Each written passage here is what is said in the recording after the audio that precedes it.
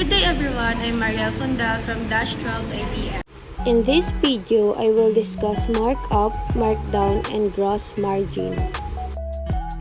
Markup. It refers to increasing the cost price of an item before selling it. Markdown. It refers to decreasing the selling price of an item. This is often called a discount in retail shops. Gross margin. It is the percentage of revenue left over after you subtract your company's direct cost. So first is markup. Ano nga ba ang markup? Markup is the difference between the selling price and the cost price. So these are the formulas. Markup is equal to selling price minus cost price. Or if given a markup percentage, should be computed like this.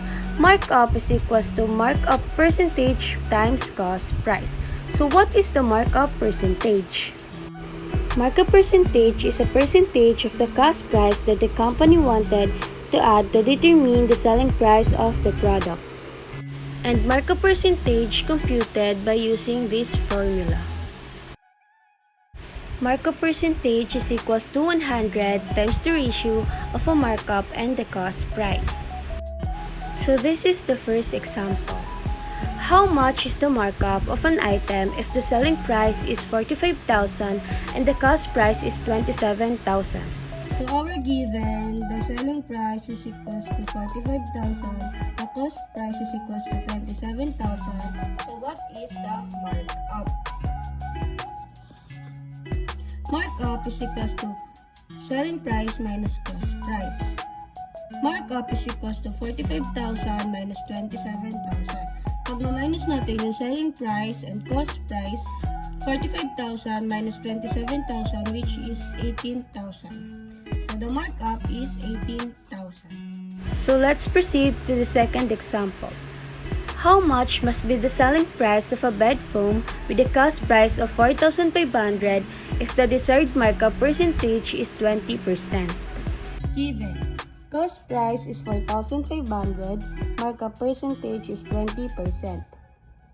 We need to find markup because siya yung magsasabi kung ano ang cost price sa ating first formula. Also, kailangan din natin yung selling price.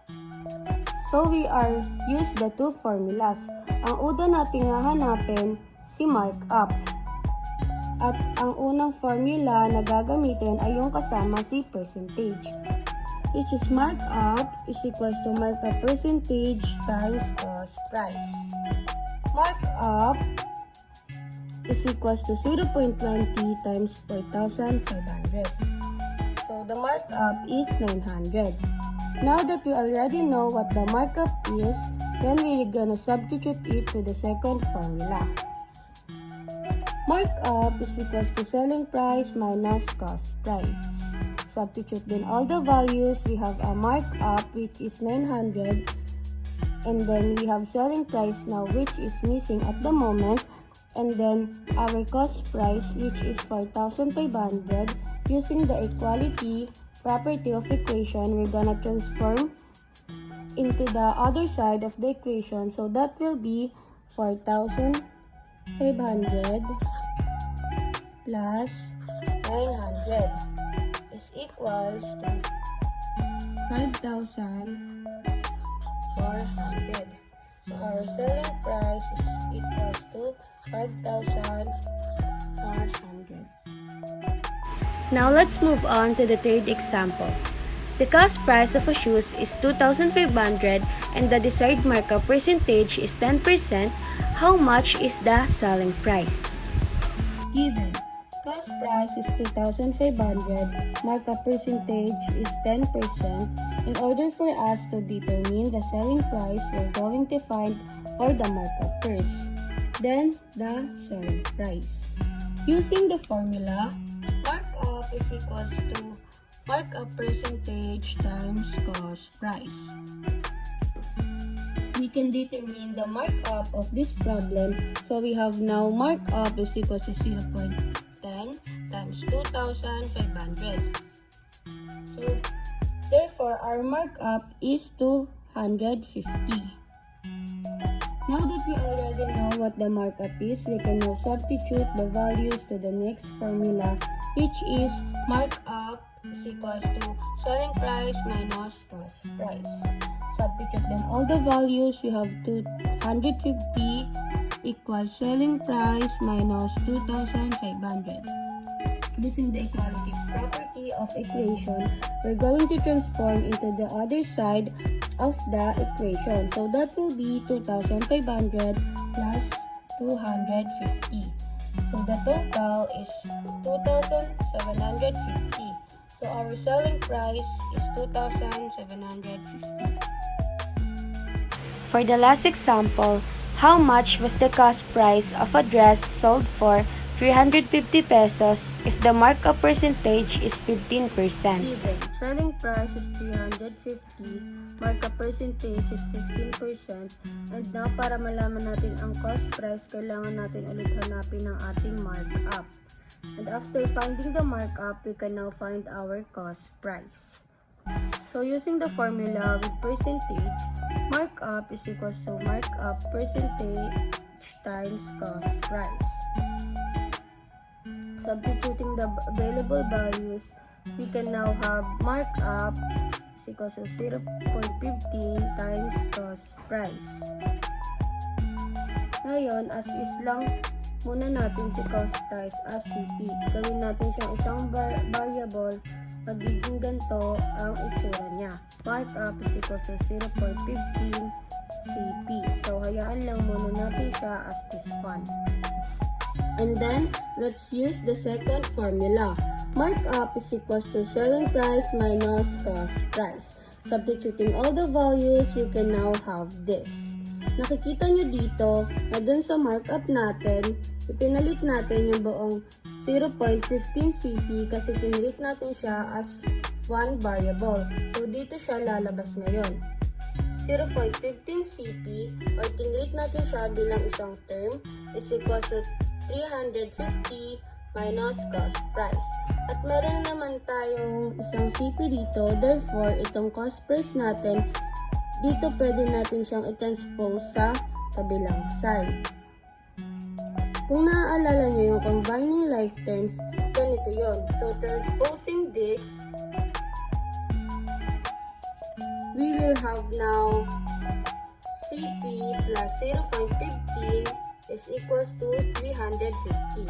Kapag yung term ay walang nakalagay na numerical coefficient, meron yan automatic na 1. Therefore, pag pinag-plus natin sila, ay magiging 1.15 CP is equals to 350. And then, in order to isolate the CP, we can now divide both sides by 1.15 CP divided by 1.15 is equals to 350 divided by 1.50. Therefore, our cost price were calculated is 304.34.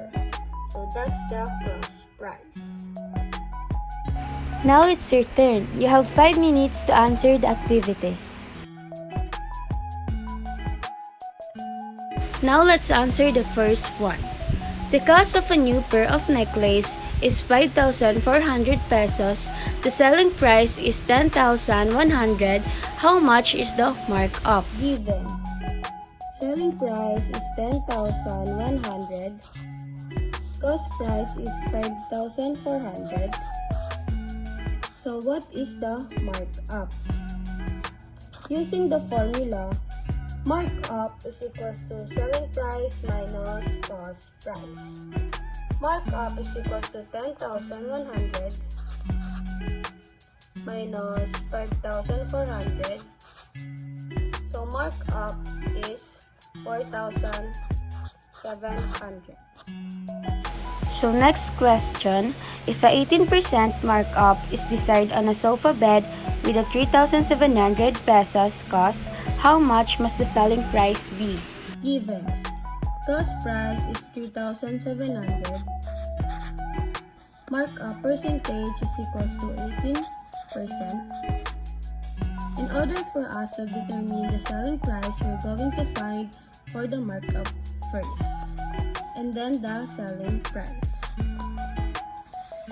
Using the formula, markup is equals to markup percentage times cost price, we can determine the markup of this problem. So we have now 0.18 times 3,700.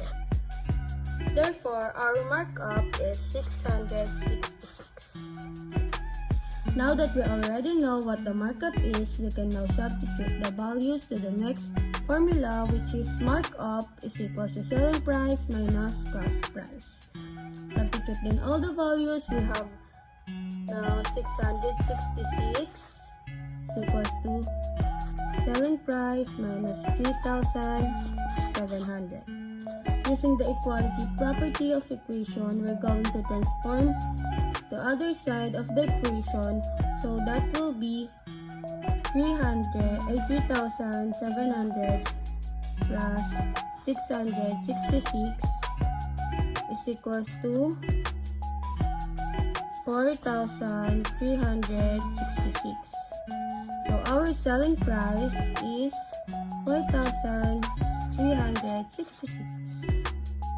In the last question, an office table with a total cost of 14,900 is sold for 19,230. What is the amount of markup? So our given selling price is 19,230. The cost price is 14,900. So what is the markup? Using this formula, markup is equals to selling price minus cost price. Markup is equals to 19,230 minus 14,900. So the total is 4,330. That's the markup. Ngayong tapos na tayo kay markup, alamin naman natin ngayon kung ano ang markdown. Ano nga ba ang markdown? It is the reduction in the selling price of the merchandise. Paano nga ba malalaman ang markdown amount ng isang item? There is a two formula. Markdown is equals to current selling price minus new selling price. And then the second one, kapag meron naman tayong percentage na given, which is markdown is equals to markdown percentage times current selling price. These are some examples. First example, how much markdown percentage was applied to an iPad whose previous price is 22,300 pesos is now sold for 19,200. Given. Our current selling price is 22,300. And then hinahanap ang markdown percent at ang ating markdown amount. And ating new selling price is 9,200. Since nakikita natin na meron tayong CSP at NSP, we can use the first formula para mahanap natin yung markdown. Markdown is equals to current selling price minus new selling price. Substituting all the values, we can have markdown is equals to 22,300 minus 19,200. And we can now get 3,100, which is our markdown amount. We can now substitute this markdown amount to our next formula. Markdown is equals to markdown percent times current selling price. We can now have 3,100 is equals to markdown percent times 22,300, which our current selling price. Dividing both sides by 22,300,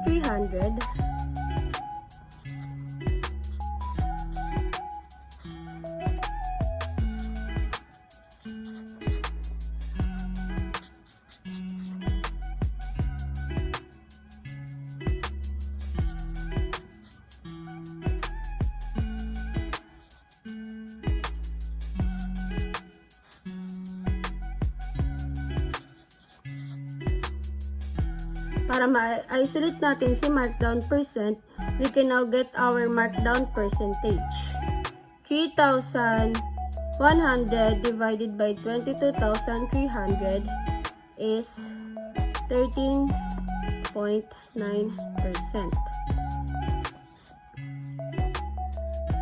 which is our markdown percentage. The second example, a mango is previously sold at 210 pesos. Today it sells for 140 pesos. How much is the markdown percentage? So dito makikita natin agad na ang hinahanap ay markdown percentage. Given, which is our current selling price na 210, and then hinahanap ang markdown percent at ang markdown amount. At ang new selling price na 140. Since nakikita natin na meron tayong CSP at NSP, we can use the first formula para mahanap natin yung markdown. Markdown is equals to current selling price minus new selling price. Substituting all the values, we can have 210 minus 140, and we can now get 70, which is our markdown amount. We can now substitute this markdown amount to our next formula. Markdown is equals to markdown percent times current selling price. We can now have 70 is equals to markdown percent times 210, which our current selling price, dividing both sides by 210 para ma-isolate natin na si markdown percent.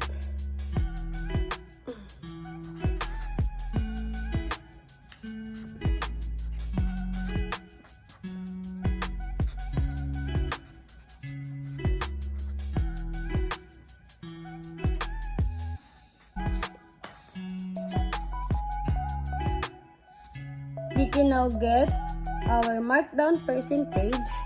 70 divided by 210 is 33.33%,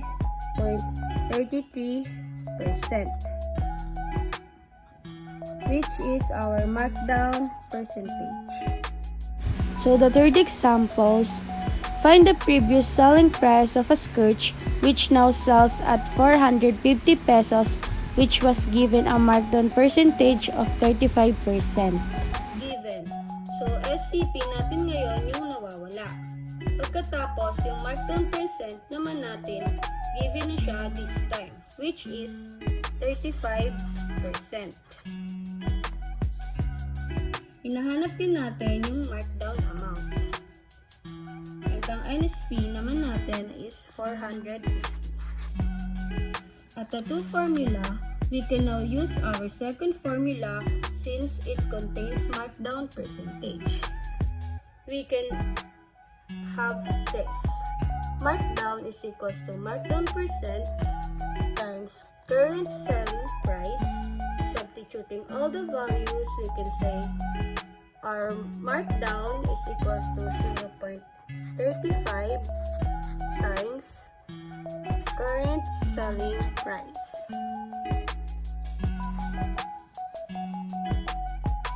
Pinag-isa natin to para maging isang term. Magiging 0.35 CSP. Pagkatapos, tsaka natin siya isa-substitute dito sa susunod na formula. Markdown is equals to current selling price minus new selling price. Substituting our markdown amount and our new selling price, we can now have 0.35 CSP is equals to CSP minus 450. Now, we can transpose CSP na isang variable na merong invisible 1. So, lilipat natin siya sa kabila. We can now have 0.35 CSP minus CSP is equals to negative 450. So applying the necessary operation, we can have 0.65 CSP is equals to 450. Dividing both sides, 0.65 CSP divided by 0.65 is equals to 450 divided by 0.65. 450 divided by 0.65, we can now have 692.30 current selling price. Ngayong alam na natin si markup and markdown, aalamin naman natin kung ano nga ba ang gross margin. So what is gross margin? Gross margin is the difference between revenue and cost of goods sold. These are the formula. MG is equals to revenue minus cost of goods sold, or MG is equals to R minus C. Gross margin is equals to revenue minus cost of goods sold. Gross margin percent is equals to gross margin divided by revenue times 100. These are some examples. First, Ella spent 780,000 for her new gold necklace. After some months, she sold it at 850,000. First, letter A, how much was the gross margin? Letter B, how much was the gross margin rate? So kunin muna natin ang gross margin. We're gonna use this formula. Gross margin is equals to revenue minus cost of goods sold. Kukunin natin ang mga given. Ang revenue ay 850,000.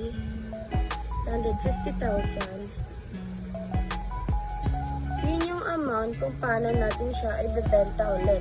At yung cost of goods sold, yun naman yung original amount kung magkano natin siya binili. Yun yung 780,000.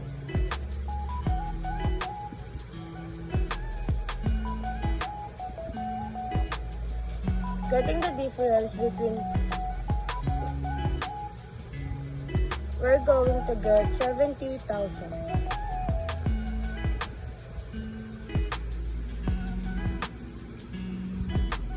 Yun yung tinatawag natin na gross margin mo. Next is letter D. How much was the gross margin rate? We're gonna use gross margin rate formula, which is gross margin percent is equals to gross margin divided by revenue times 100. So meron na tayong gross margin na 70,000.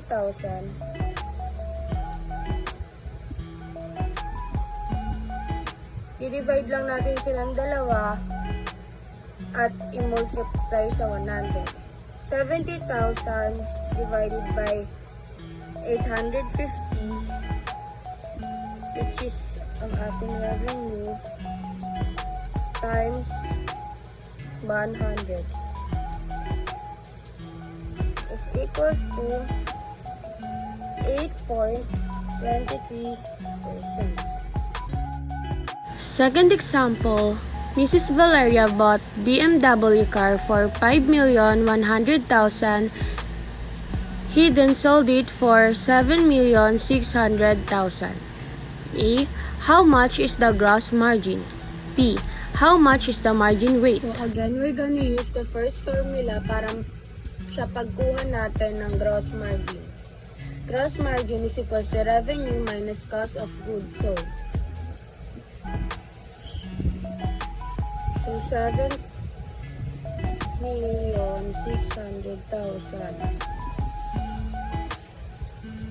minus 5,100,000. At ang ating gross margin amount ay 2,500,000.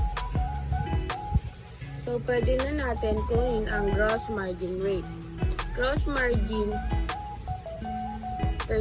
rate is equals to gross margin divided by revenue times 100.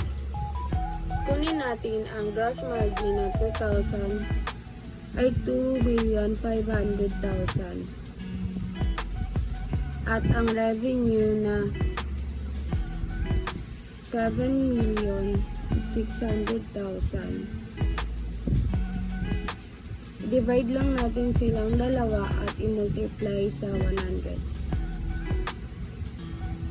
So, 2,500,000 divided by 7,600,000 times 100 is equals to 32.89%. Always remember, math is everything. Thank you for watching.